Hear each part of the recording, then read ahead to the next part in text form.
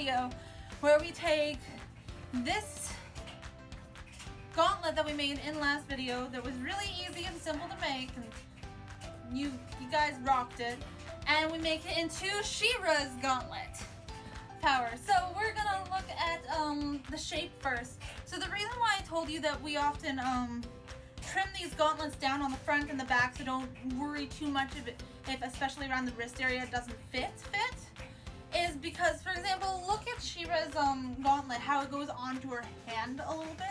So we're gonna have to account for the fact that our gauntlet also has to go along our hand a little bit. So if we look at this, it goes along our hand about, goes up to the knuckle almost. So we kind of look up there. So you're gonna take this around. You're gonna mark where it goes up to about. Now always, when you're posing for pictures, you want the seam to be on the inside of your wrist. So this part is going here, because then it's not seeable when you're doing this. So basically, I'm marking here because that's about approximately where you need to go. Most people at this point should use a ruler. I don't use a ruler, but most people should measure. What you do is you measure from the top down, be like, okay, there's wrist, there's wrist, there's your wrist, there's your wrist, all the way around so that it's even. That is so not even, but that's fine. I just kind of do it like this and hope that it turns out okay. That's not the right way to do it. Please don't copy me. We're gonna find a center. So directly when you squeeze this down, see where this thing is? That seam? Yeah, so directly across from it, that's gonna be our center. As long as it's even on both sides, so that's our center of our wave. And then we just kind of go down on one side, get approximately what we think the wave will look like, going down to where we marked, where we have the markings before. So we go down the wave down to where the markings are, and then we cut that off. So you either take your EVA foam, like foam scissors, or you take your X-Acto knife and you just cut along the shape that you just made. So we take the half that we just cut and we bring it to the other side so that it'll be even. And you draw the thing along it until you have a slightly more even line than this. There you go, princesses.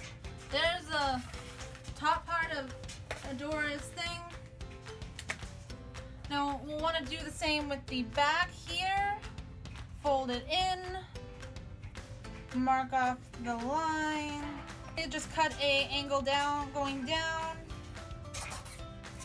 When you get to the seam, you have that again. And there you go. Pretty much the right shape there. You definitely need this peak here because it's part of the design. So there's your basic shape. This is the base thing here, and it's not good enough yet. So we'll get to that like in 2 seconds. For this next part, with the seam for the for my gauntlet, I applied some flexi filler to it where the cracks are, because my crack was a little bit larger than normal because I didn't wait for it to fully cure before I started wearing it and putting it on and trying to use it. So by putting flexi filler on it, it's now dry. I'll show you how to apply it just a small bit. You always wear a glove while using it. Should use a plastic glove. I don't have one, so I'm just using a fabric one. Put a little bit on there, and then you just apply it to the area that you want it to be applied to. There's a little ridge here that's a little bit steeper than I want it to be, so I'm just applying it there. See, just like that. when it dries fully, what I'll do is I'll sand it down with a Dremel. It fills in the cracks and then you can still bend it when it does. Now I'm gonna have to wash this off the glove before it dries because I kind of need to use this glove for other things. So for this next part, I have to sand down this edge here. So what I'm gonna do is I'm gonna take my Dremel tool and I'm gonna use that to sand it down. You can use sandpaper, I believe, on this. It just takes a lot longer and I'm an impatient person. But yeah, so always make sure to use your dust mask because you don't know what air particles will get in the air when you're sanding and you don't want to inhale that. So yeah, let's get started.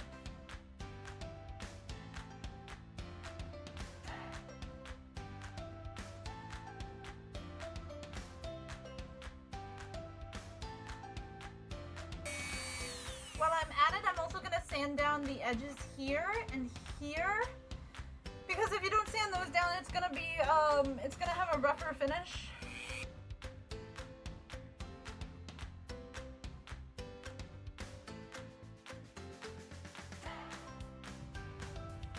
Okay, so you can kind of see how it's nice, it's a lot more flat now, all the way around. This spot especially looks a lot more smooth. You can kind of see how smooth it is there. Like you can see it because it's gloss, but besides that it's just smooth all the way along, and that's because of the Dremel. Okay, so I'm going to be cutting this out. So this is She-Ra's chest symbol. So we're gonna spice up her wrist guard a little bit so that it's not this plain old boring design, because if you want your cosplay to look like if you want it to look more than just normal and you want it to look incredible, we're trying to take it to the next level.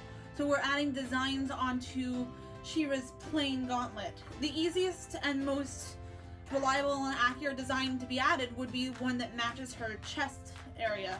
Now don't worry, it's still gonna be like the canon colors, canon designs.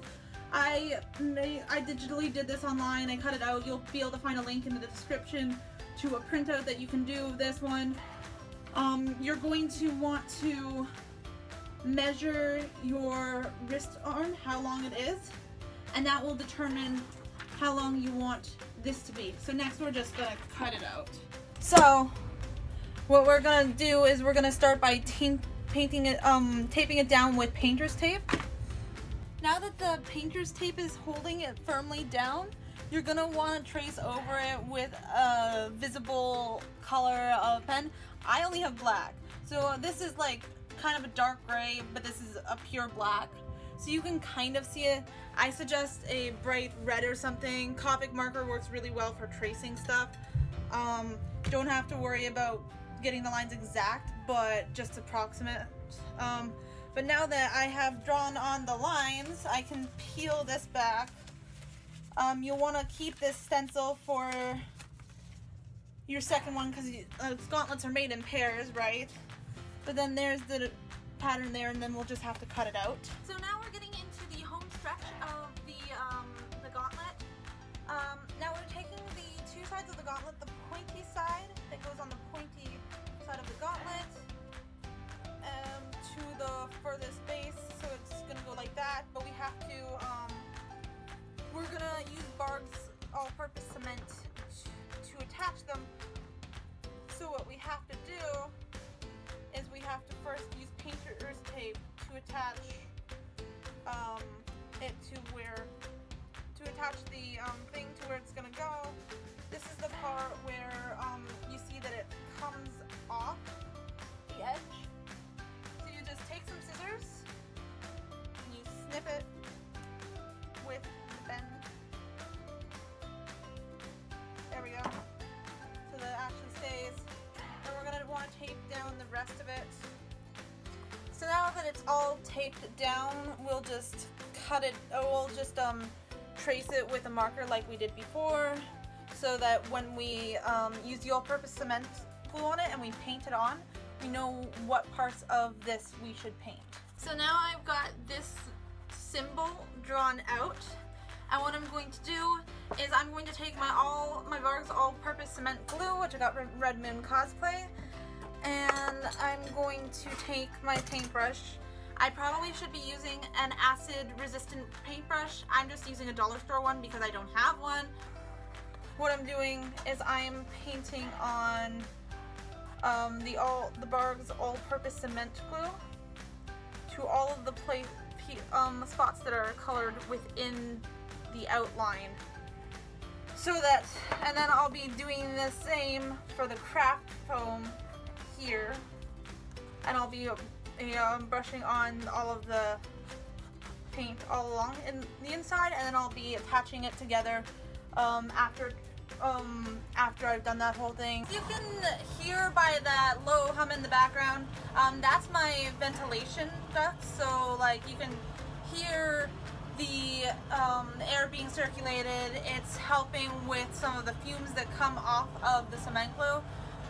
Once you use the cement glue, which you should always use with the mask, you don't want to be in the same room as it's drying, and you want it to be in a well ventilated area. Okay, so I painted on the contact cement onto both this sections, just rolling it on.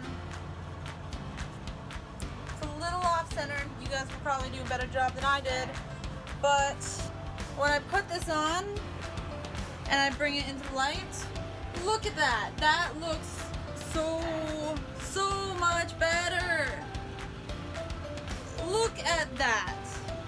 So this is the finished design of the She-Ra Gauntlet. You can see how it has that design to it. I did a very rough paint job of it just quickly so I can show you guys. And this is what I meant by like it's still the canon design, it's still the solid gold gauntlet, but the design adds a little bit more depth to it and makes it so that it's just that much better. If you want to enter your She-Ra costume into a contest or something like that, you have to add more details than what they give you on the show. You have to bring the cosplay to the next level, and this is how you do it. So yeah, guys, I hope you liked the tutorial. Leave a comment in the section below about what you want me to do next. I'm open to suggestions, open to a little bit of everything. I like to have fun with it, and I hope you guys had fun with this too. Bye, guys!